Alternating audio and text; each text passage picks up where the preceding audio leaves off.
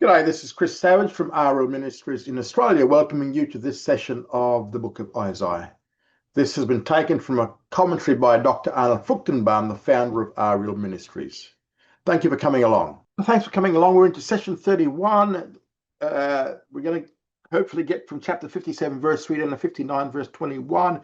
Just briefly, last session, what did we do? We just finished up with the condemnation of the rulers of Israel at that period of time. They were condemned, and God called the beast of the field to come and devour the flock. The flock was Israel. The beast, we know from various studies that the beasts of the field are the Gentile nations. Israel's own shepherds were guilty of failing to watch over the flock of Israel, so that is why they were condemned. We also saw the state of the righteous. Just briefly, the righteous in the land were very different. The righteous, as we looked at it last session, we saw that the righteous perishes and no man lays it to heart. And we didn't know how they were taken away. All we know is that they disappeared. But Isaiah doesn't say how. It could have been killed or it could have been raptured. All we know is that they were removed prior to a massive calamity. Whether it is by death or physical removal, Isaiah didn't tell us. Now, coming into this session, we're now going to look at the status of the wicked, which is their idolatry in verses 3 to 13 of chapter 57. So in contrast to the peaceful state of the righteous, now in verses 3 to 13, we see the status of the wicked, and it is not a peaceful one. It is not uprightness, but the status of the wicked is idolatry. In verses 3 to 10, he describes the worship of idolatry. In verses 3 to 4, there's a call to those who indulge in this sin. But here we go, verse 3 and verse 4. But draw near hither, you sons of the sorceresses, the seed of the adulterer and the harlot. Against whom do you sport yourselves? Against whom make you a wide mouth and put out the tongue? Are you not children of transgression, a seed of falsehood? Remember, sorcery has to do with the occult, okay? Behind idolatry is the worship of the occult and the demonic world. So because they've begun worshipping other gods through the occult, they're now guilty of spiritual adultery. They are the seed of the occult. This is Israel we're talking about here at this point in time. They're the offspring of adulterers and prostitutes. They have proven their unfaithfulness to God. While they actively commit spiritual fornication, they also actively make fun of their own God. They sport against him, make a wide mouth and stick out the tongue at God. Oh my gosh. And as a result of all of this, they have become the children of rebellion and the offspring of deceit. Now, according to verses 5 to 10, idolatry involves several things. First of all, the passage begins with a statement about sexual sin. Verse 5 says, you that inflame yourselves among the oaks, under every green tree, that slay the children in the valleys, under the clefts of the rocks. First of all, we see here is that they inflame themselves. The Hebrew word for inflame means to be or to become warm. However, in this verse, it has a connotation of being sexually aroused. Therefore, you have sexual fornication involved in the worship of these other gods, these idols. And this can be seen from the Hebrew word for oaks. Oaks, which here is Elim, E-L-I-M, meaning gods. So this especially applies to the tree gods, not tree, T-R-E-E gods. They inflame themselves and burn with sexual lust before these Elim or these tree gods. Second, they offer children as sacrifices to these gods. So as if worshipping the tree gods and sacrificing their children was insufficient, we go on to see in verse 6, they also worship the stone gods. So they expect their own God, Jehovah, to be appeased by this idolatry. Because we see in verse 6, it says, among the smooth stones of the valley is your portion. They are your lot. Even to them have you poured a drink offering. You have offered an oblation. Shall I be appeased for these things? This is God asking the question. Shall I be appeased for these things, you idol worshippers? And in verse 7, they also begin to worship the mountain gods as well. It says, upon a high and lofty mountain have you set your bed. Thither also went you up to offer sacrifice. So all of these results in spiritual idolatry in verse 8. And behind the doors and the post have you set up your memorial. For you have uncovered yourself to another than me, and are gone up. You have enlarged your bed and made you a covenant with them. You love their bed where you saw it. Now, back in Deuteronomy 6 verse 9, Deuteronomy 6 verse 9, the law said that what was to be put upon the doors and doorposts was what they call the mezuzah. But now, instead of having the mezuzahs at these posts, they have something else. They have little memorials to these other gods. So they have adulterated themselves with these other gods. They have made a covenant with these other gods. They love to worship these other gods. And this verse is full of sexual connotations to prove that the worship of the tree gods, the stone gods, and the mountain gods resulted in profound spiritual adultery. Now, while the Jewish people liked to worship many gods in general, they liked to worship one God in particular, and that God is Molech. Molech, M-O-L-E-C-K-C-H. This was mentioned before and can be seen again in verse 9. And you went to the king with oil and did increase your perfumes and did send your ambassadors far off and did debase yourself unto Sheol. Now, some translations in verse 9 read, you went to the king with ointment or oil. Hebrew term for king, Melech, M-E-L-E-C-H, is sometimes rendered as the proper name Molech, M-O-L-E-C-H. So instead of translating the phrase as you went to the king with oil, the better rendering would be you went to Molech with oil. It should be a proper name. Molech, who was he? Well, Molech was the Ammonite god. The worship of Molech, remember, I'm reminding you now, the worship of Molech required human sacrifice. Specifically, it required the human sacrifice of babies. The babies were sacrificing back in verse 5, they were sacrificing in verse 5, is to the god Molech in verse 9.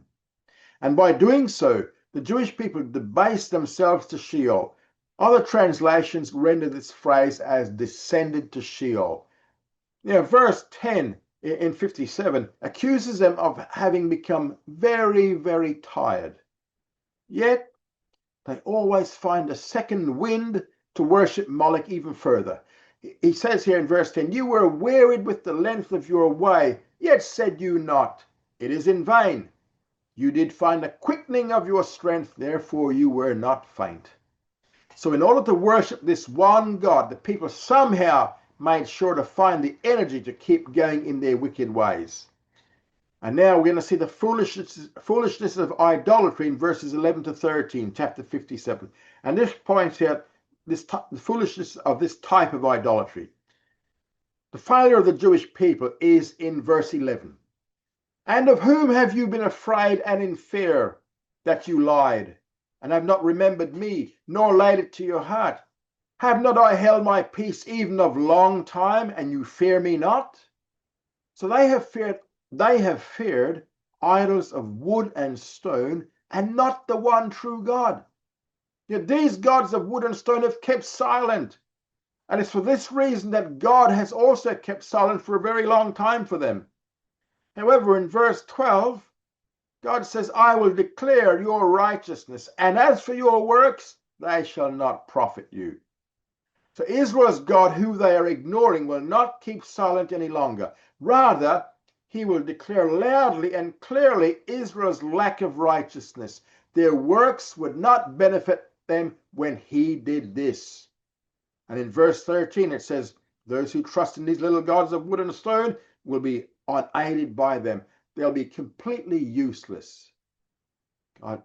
Here Isaiah says, when you cry, let them that you have gathered deliver you. Well, he writes this, God says this.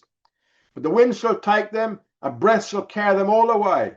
But he that takes refuge in me shall possess the land and shall inherit my holy mountain. So ultimately, what we see here is that the wind will simply drive it away, blow them away. And the end of verse 13, in contrast to those who worship gods of wood and stone, those who worship the one true God and take refuge in him receive the promise that they would possess the land and inherit God's holy mountain. Again, this expression refers to the millennial mountain of Isaiah chapter 2 verses 2 to 4. Check it out back in Isaiah 2, 2 to 4. So these are little hints of something that is spelled out in detail in the other prophets. The Old Testament saints will be resurrected after the second coming and after the tribulation. And these Old Testament saints will be resurrected. Why? For the purpose of inheriting all of the promised land, because God promised it to them. God said to Abraham that he says, to you and to your seed I will give this land. You see that in Genesis 12:7, Genesis 13:15, Genesis 15:8. This is the Abrahamic covenant, and Genesis 17 verse 8. So Genesis 12 to Genesis 17, you'll find these things. Now, he didn't merely promise the land to Abraham, but it was also promised to Isaac, because in Genesis 26:3 we see it reconfirmed to Isaac, and also to Jacob in Genesis 28:13. So it's Genesis 26:3 for Isaac, Genesis 28:13 for Jacob, and to Jacob's descendants, all Israel. The important point here is this, that not only did God promise the land to the descendants of the patriarchs, Abraham, Isaac, and Jacob, but he also promised it personally to Abraham, Isaac, and Jacob. Yet these three men died, and they only possessed one burial cave, and we see that in Genesis 23:20, Genesis 23:20, and several wells in the promised land. Jacob, he purchased a plot of land near a place called Shechem. Check it out in Genesis 33:18 to 19. Genesis 33:18 to 19. Now, how is God going to fulfill his promise to Abraham, Isaac, and Jacob? The only way he can fulfill his promises is to resurrect them from the dead and then bring them to the land, so they will possess all of the promised land. And listen, it's not only the patriarchs who will be resurrected, but the prophets also make the point clearly that all the Old Testament saints will someday possess all of the promised land. And this verse is one of those statements which speak of the resurrection of believers, of the saints. And now we look at the compassion for the righteous in verses 14 to 19. So having introduced the righteous at the end of verse 13, God now spells out his compassion for the righteous in these verses 14 to 19. 14 to 15, we see the return of the believing remnant. Verse 14 says that God will remove all stumbling blocks out of their way. It says here, and he will say, cast ye up, prepare the way, take up the stumbling block out of the way of my people. Remember, those God called my people are the believing remnant of Israel. Then the God of the remnant is now described in verse 15. For thus says the high and lofty one that inhabits eternity, whose name is holy. I dwell in the high and holy place, with him also that is of a contrite and humble spirit, to revive the spirit of the humble and to revive the heart of the contrite. What's he saying here? Well, he's saying here, listen, I'm the high and lofty one, right? I'm the exalted one, and I inhabit eternity. God is very high, just in case you missed it. Nevertheless, he's not so high that he cannot come down. His very name is holy. Isaiah's favorite title for Jehovah was the Holy One of Israel. This God, who is high and lofty, he dwells with those who have a contrite heart and a humble spirit, as much as he dwells in the high and holy place. And we see the return of the remnant also marks the end of divine discipline in verses 16 to 17. In verse 16, he says this, he says, for I will not contend forever, neither will I be always wroth, for the spirit would faint before me and the souls that I have made. What he says here, I'm not going to be angry forever, for that would mean an end to the human existence. So I'm not going to be angry forever. And the reason that God has been angry is in verse 17. For the iniquity of his covetousness was I wroth, and smote him. He's talking about Israel here. I hid my face and was wroth, and he went on backsliding in the way of his heart. So here we see it is because of Israel's continuous covetousness and backsliding. Now the Hebrew term here for covetousness, which is betza, B-E-T-Z-A, it means gain made by violence or unjust gain or profit. It was deceitful the way they made it. So God's anger was provoked by Israel's continual iniquity of thievery. They were stealing. However, he will not be angry forever. His wrath will be spent, will be satisfied. In verses 18 to 19, he's going to heal the remnant. I have seen his ways, verse 18, I've seen his ways and will heal him. I'll lead him also and restore comforts unto him and to his mourners. Verse 19 says, I create the fruit of the lips, peace, peace to him that is far off and to him that is near, says Jehovah, and I will heal him. So God will heal. God will lead the remnant. God will restore all of his former comforts. He will create the peaceable fruit of the lips. There'll be shalom, shalom, peace, peace, meaning lasting and perfect peace. Check it out in Isaiah 26 verse 3. Isaiah 26 3. And this peace is going to be to those who are far and to those who are near. That will be the state of the righteous, but it will not be the state of the wicked. Because now we see the condemnation of the wicked in verses 20 and 21. It includes a refrain here also. In verse 20, but the wicked are like the troubled sea, for it cannot rest, and its waters cast up mire and dirt. There will be no rest in this life for the wicked. There will also be no peace in the next life. In addition, there's our refrain again in verse 21. There is no peace, says my God, to the wicked. That's the way that Isaiah closes the second major portion of this last major section of his book. Now, if we were to go back to Isaiah 40 verse 2 for a moment, where Isaiah gives us his main outline for the rest of the book, it is based upon the three statements made in Isaiah 40 verse 2. First of all, that her Israel's warfare is accomplished. This segment runs from chapter 40 verse 12 to chapter 48 verse 22 and ends with the statement, there is no peace for the wicked, saith the Lord. And second, that her iniquity is pardoned. Remember, we covered these before. This is the segment we've just finished, which runs from 49:1 to 57:21. And how did it end? It ends the same way. It says, there is no peace, saith my God, to the wicked. Now we're going to commence the closing portion of this segment. And here we're going to see that she has received of Jehovah's hand double for all her sins. We're going to look at this from 58:1 down to 66 verse 24. This is the third major section of this final section where we have, she has received of Jehovah's hand double for all her sins. Now, this is divided into 7 smaller segments or units. We're covering Israel's national wickedness, which we're going to see in 58:1 to 59:21, which is where we're going to look at first up. We're going to see her future in the Messianic kingdom in 60 verse 1 to 22. And we're going to see the servant of Jehovah in 61:1 to 11. And we're going to see the redemption of Israel and Jerusalem in 62:1 to 63:6. We'll cover these when we get to them. I'm just giving you a bit of a brief here. And we're going to see the penitential prayer of the remnant in 63:7 to 64:12. We're going to see Israel and the plan of God in 65:1 to 25, and the rebirth of Israel in 66:1 to 24. That's what we're heading to. We're heading to the rebirth of Israel. Now we're going to see the true and false fast in verses 1, the first part of verse 9. Verse 1 begins with a commission to declare to Israel her sin. Cry aloud, spare not, lift up your voice like a trumpet, and declare unto my people their transgression, and to the house of Jacob their sins. Now, cry aloud here in Hebrew means to cry with the throat. It means to call aloud at the top of one's lungs. It means Isaiah is to make it very, very loud and very, very clear. And that which is to be said is to be made very loud. What is it? It's Israel's sins. Verse 2, he points out their hypocritical state. Yet they seek me daily and delight to know my ways.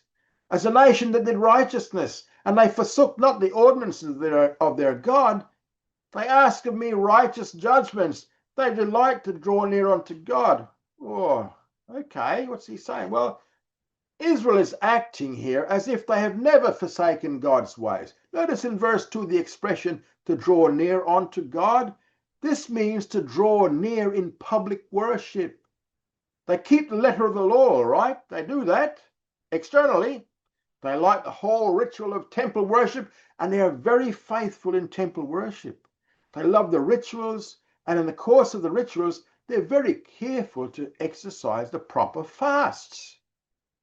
Nevertheless, the fasts are all false in verses 3 to 5, because in the first part of verse 3, Israel issues a complaint. Wherefore have we fasted, say they, and you see not?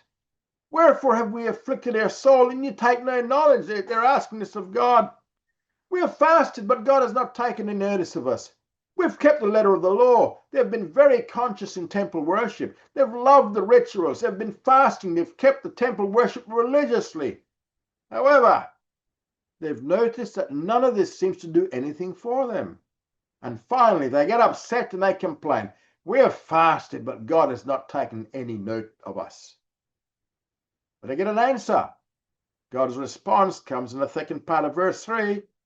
Behold, in the day of your fast, you find your own pleasure, and you exact all your labors. So their fasting was only for their own ends and for their own pleasure. They did not fast because they were devoted and committed to God. They did not fast so that they could set aside that time to meditate upon His word. No, not at all. They had their own selfish reasons for fasting. And then in verse 4, we have their reasons here. Behold, you fast for strife and contention, and to smite with the fist of wickedness. You fast not this day so as to make your voice to be heard on high. That's not what you're doing. They fasted for strife and contention, and now they expected to be noticed by God for it and to receive His approval for it. My gosh. And in verse 5, they are responding with several questions. This is God. Is such the fast that I have chosen? The day for a man to afflict his soul? Is it to bow down his head as a rush and to spread sackcloth and ashes under him? Will you call this a fast and an acceptable day to Jehovah? So God's questions here, they're all rhetorical questions, all right? They all require a negative answer.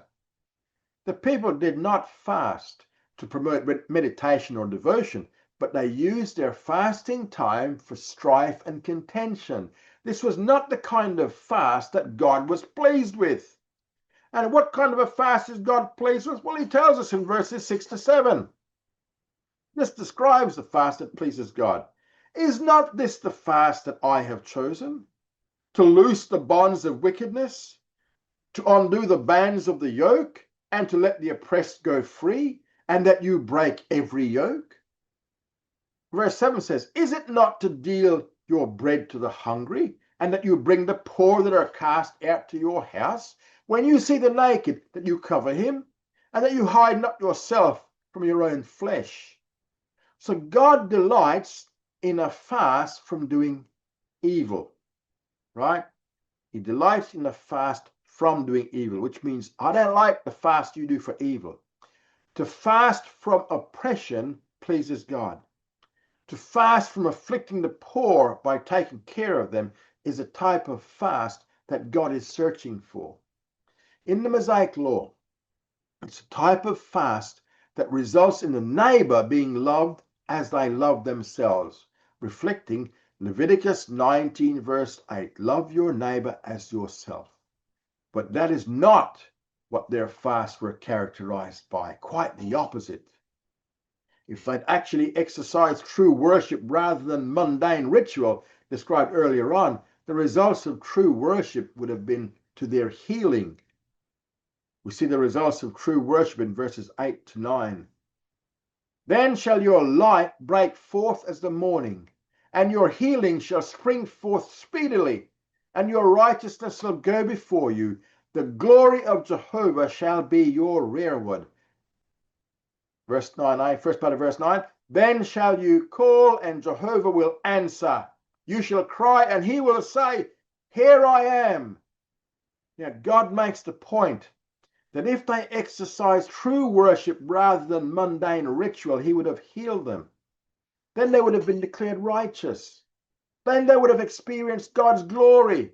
Then God would have answered them at every call with the here I am, here I am. And those would have been the results for true worship. Those were the results that Israel were seeking. But because the motivation behind their rituals of the temple and their fasting was improperly motivated, they did not experience the results of true worship. However, if they turn around and convert from sin to God, there will be rewards.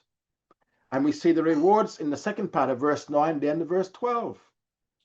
So we now turn to what would happen if the Jewish people returned to true worship and converted from sin. We find that conversion has a negative and a positive aspect in that refraining from one thing and then turning to another. Here we go. First up is the negative aspect. It's to cease from doing evil. We see this in the second part of verse 9. If you take away from the midst of you the yoke, the putting forth of the finger and speaking wickedly. Okay. And then second, the positive aspect, that's a negative. Second, the positive aspect is that they are to actively seek doing good in verse 10. And if you draw out your soul, to the hungry and satisfy the afflicted soul. Okay. In addition, if they truly convert and do these things, specific results will follow. These are spelled out in the second part of verse 10 to verse 12.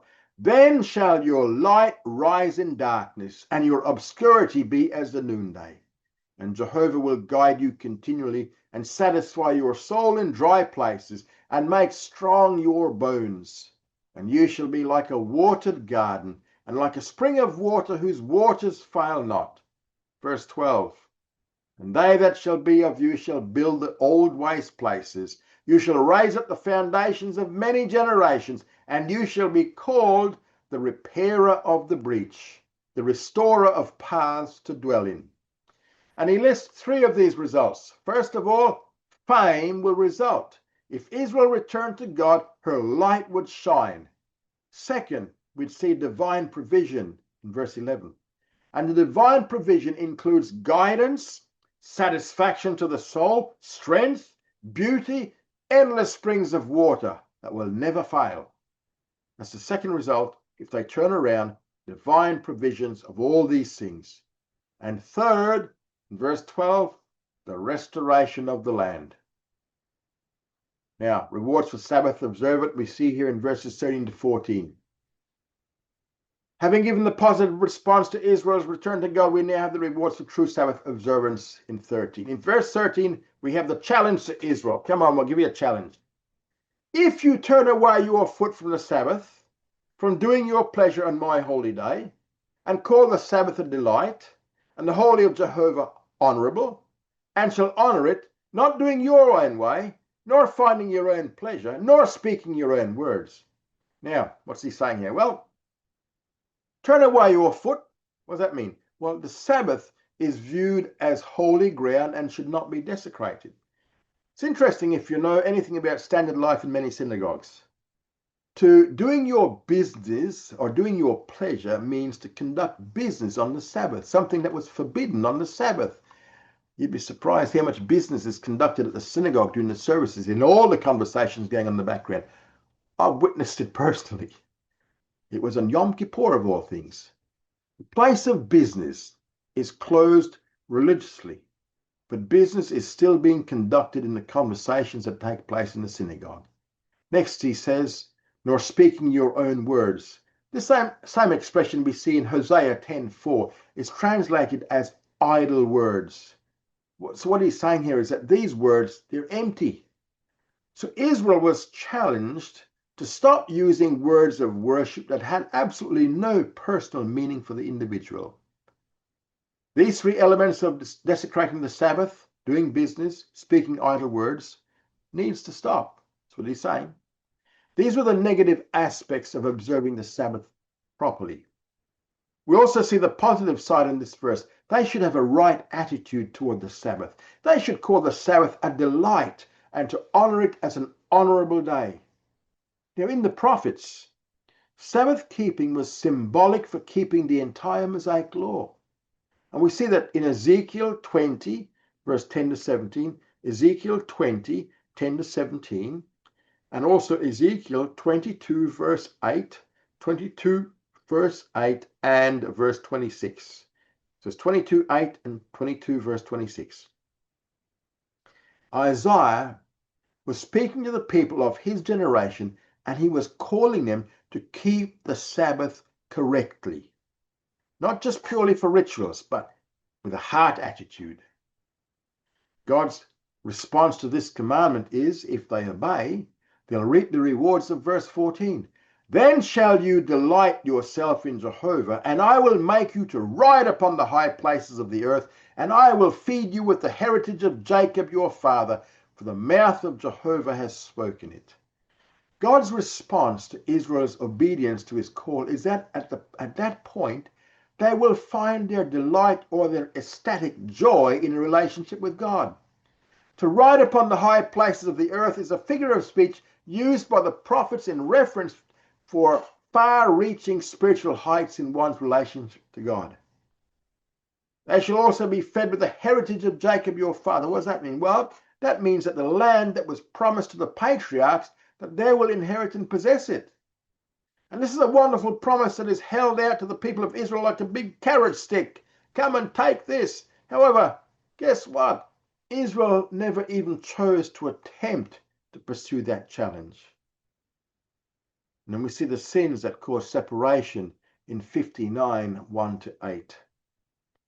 Israel retained her separation from God. And in these verses, he deals with the sins which caused that kind of separation. The source of the problem here is not God. The true source is revealed in verses 1 to 2. Behold, Jehovah's hand is not shortened that it cannot save, neither his ear heavy that it cannot hear. But your iniquities have separated between you and your God, and your sins have hid his face from you, so that he will not hear. God's hand had not become so short that it can no longer be stretched out to save. His ears have not become dull from age. The problem is not with God, but is with Israel. That's in verse 2. Her iniquities and sins separated her from God and caused him to hide his face from her. Now, what these sins were for Israel is spelled out in verses 3 to 7. First of all, the emphasis here is upon the totality of their corruption in verse 3. He says, for your hands are defiled with blood, and your fingers with iniquity. Your lips have spoken lies, your tongue mutters wickedness. So sin has totally corrupted the Jewish people. Second, he says that their sins are premeditated in verse 4. None sues in righteousness, and none pleads in truth. They trust in vanity and speak lies. They conceive mischief and bring forth iniquity. So these sins, God says, have not been done in ignorance, but were actually planned out. Third, these sins produced anguish and poison in verse 5. It says they hatch adder's eggs, adder's a serpent, and weave the spider's web. He that eats of their eggs dies, and that which is crushed breaks out into a viper. Fourth thing we see is that their sin is compared to a spider's web in verse 6. Their webs shall not become garments, neither shall they cover themselves with their works. Their works are works of iniquity, and the act of violence is in their hands. A spider's web cannot be used to produce any kind of garment or covering. Rather, it is a place of violence. For Israel, this means that the people's sins became the foundation of their self-destruction. And fifth thing we see in verse 7 shows that Israel had become guilty of shedding innocent blood. Their feet run to evil, and they make haste to shed innocent blood. Their thoughts are thoughts of iniquity. Desolation and destruction are in their paths. So here we see that the deeds of their sins are all premeditated, and it lays the ground for their own self-destruction. Paul quoted this verse in Romans 3:15-16 to prove the sinfulness of man. Romans 3:15-16. And then in verse 8, he spells out the results of all the sin that he's been dealing with, described in verses 3-7. The way of peace they know not, and there is no justice in their goings. They have made them crooked paths. Whosoever goes therein does not know peace. So the results are, first of all, they don't know the way of peace. Second, they have no justice. And third, all their paths have become crooked. And fourth, those who follow them know no peace either. So this verse is also quoted by Paul in Romans 3, verse 17. Romans 3:17.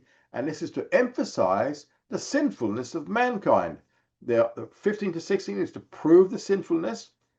17 is to emphasize the sinfulness of mankind. Now we see Israel's confession in verses 9-15. In the movement of this chapter, Israel's temple worship, while very faithful in the ritual practices, very faithful in the working out of the sacrificial system and its fasting, is totally unsatisfactory. Because of its improper motivation, it didn't produce any satisfying results at all. And then God issued a call for them to observe the Sabbath and the law. Then they would come to know him in a very real and personal way. However, guess what? Israel remained separated from God, and that which separates Israel from God was what? It was their own sins. Her sins have grown in intensity against God. However, while this has been the condition for a long, long time, this will not be a permanent condition, for now in verses 9-15, we're going to see Israel's confession. Passage begins in verse 9 with a noticeable change of pronouns here. The pronouns us and we indicate that the entire nation is behind these verses. Verse 9 reads this: Therefore is justice far from us, the nation, neither does righteousness overtake us. We, the nation, look for light, but behold darkness, for brightness, but we walk in obscurity. So Israel is now confessing the truth of the charges against her, which were brought in verses 1-8. The principle here is that preceding the second coming, preceding the establishment of the kingdom, there must be a national confession which will lead to the regeneration of Israel. And the words of Israel's confession are found in several places in Scripture. Two of these confessions of Israel are found right here in Isaiah. One is in these verses, 59, 5-15, and another is in Isaiah chapters 63-64.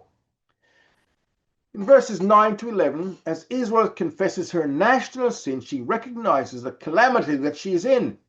Therefore, it says, therefore, for the reasons of the sins listed in verses 1-8, for those reasons is justice far from us. And then in verse 9, they recognize that because of their sin, there is no justice or righteousness. Rather than experiencing light, they have fallen into obscurity. And then in verse 10, now the Jewish people confess their dire spiritual condition. We grope for the wall like the blind. Yea, we grope as they that have no eyes. We stumble at noonday as in the twilight. Among them that are lusty, we are as dead men. So Israel here is spiritually blind and compares her spiritual condition with death.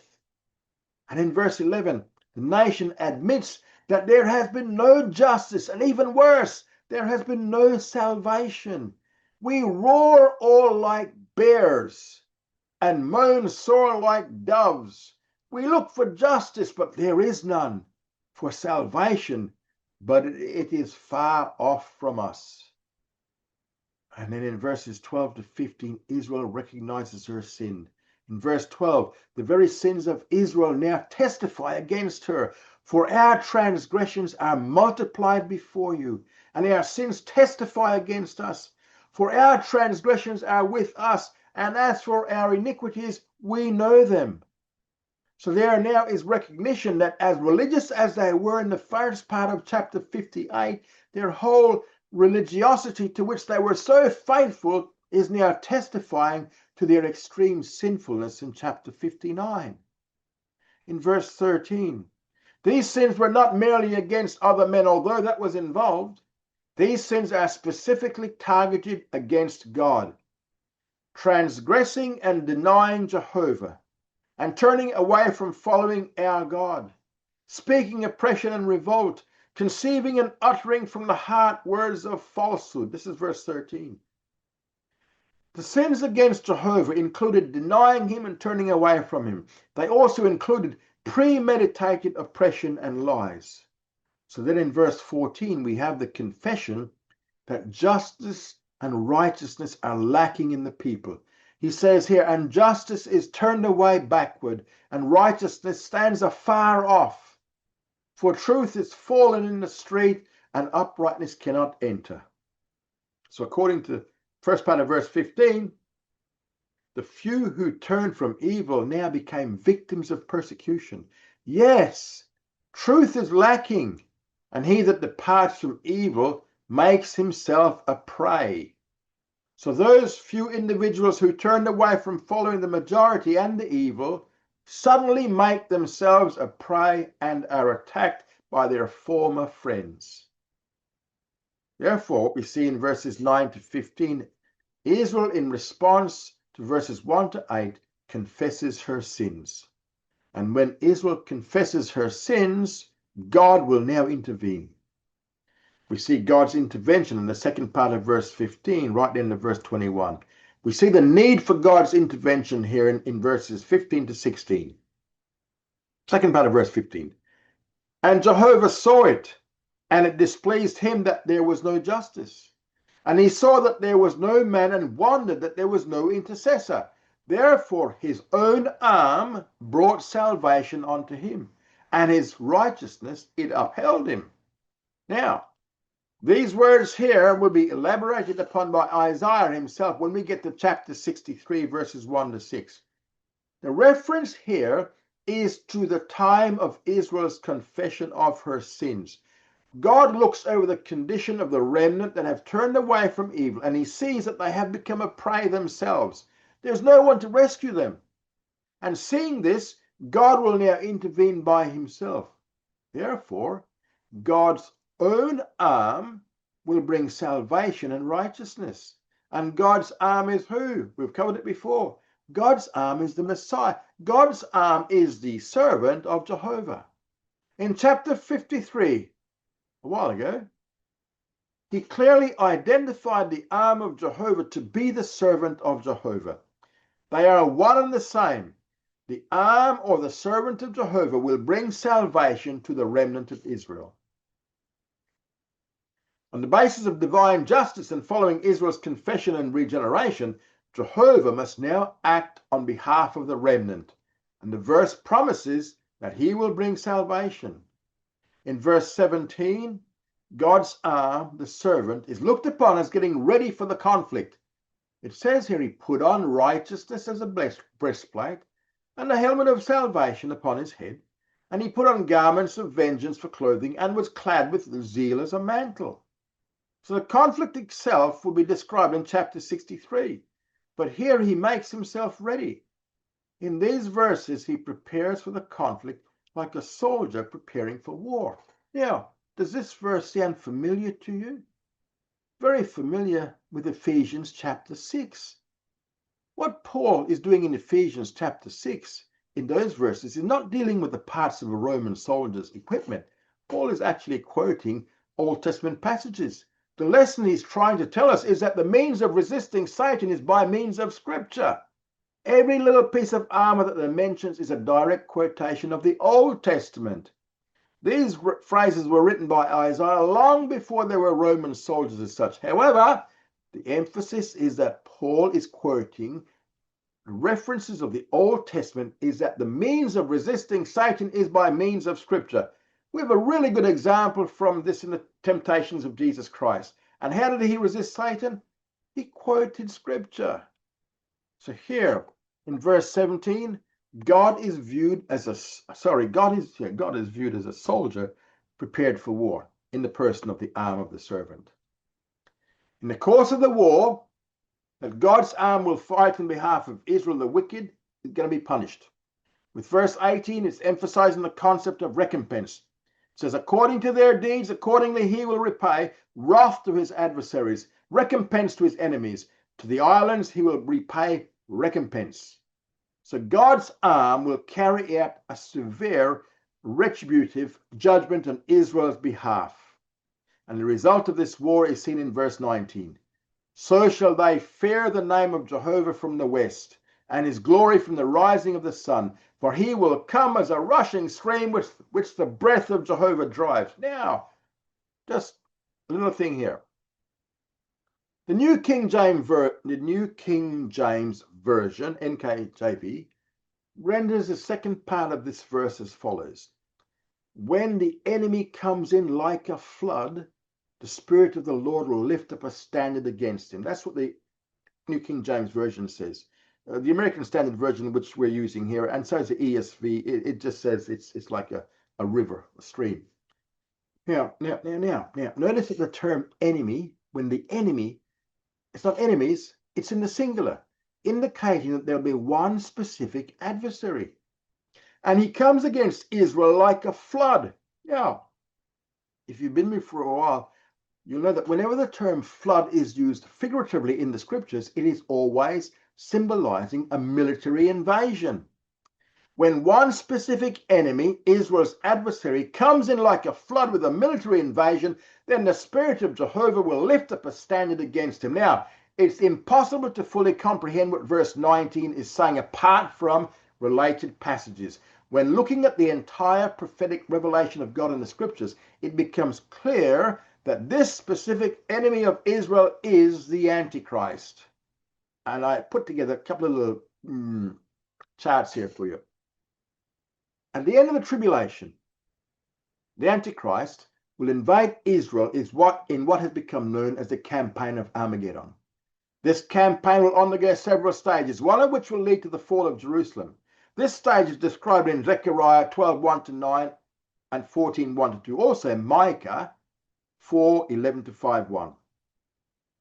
At the time of the campaign, the main concentration of Jews and Jewish leaders will no longer be in Jerusalem or in Israel, but in a place called Bozrah, and that's located in the land of Edom, which is present-day southern Jordan.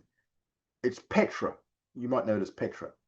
Since the main purpose of the campaign of Armageddon is the annihilation of the Jews, the armies of the world will move southward from Jerusalem to Bozrah, as Jeremiah 49:13-14 makes clear. I think I've made it pretty clear on that chart there.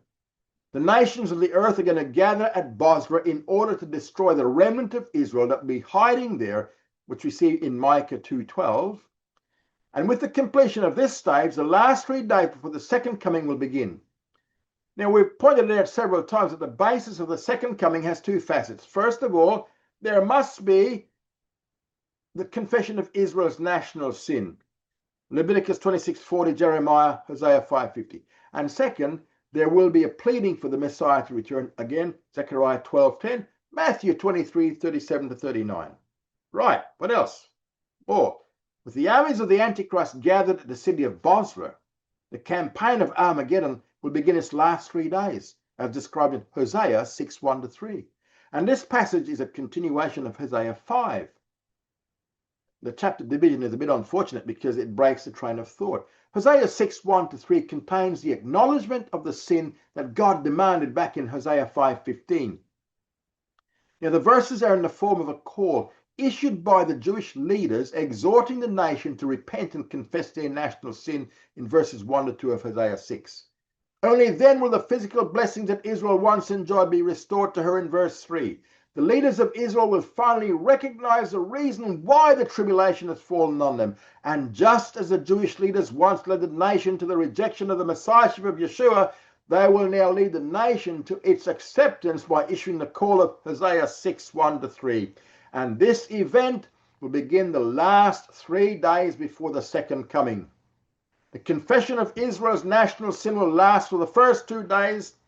Its actual words are given in Isaiah 53:1-9. And in this confession, the leaders of Israel will admit that the nation has looked upon Yeshua as nothing more than another man, a criminal who had died for his own sins.